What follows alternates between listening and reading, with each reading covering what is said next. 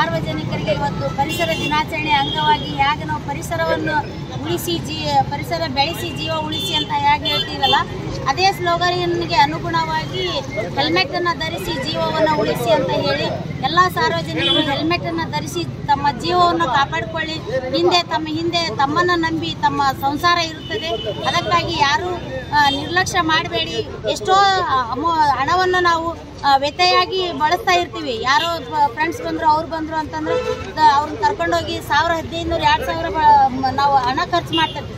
ಆದರೆ ಅದೇ ನಮ್ಮ ಒಂದು ಜೀವ ಕಾಪಾಡ್ತಾ ಅಂತ ಹೇಳಿ ಒಂದು ಹೆಲ್ಮೆಟನ್ನು ಧರಿಸೋಕ್ಕೆ ನಾವು ಹಿಂದೆ ಮುಂದೆ ನೋಡ್ತಿರ್ತೀವಿ.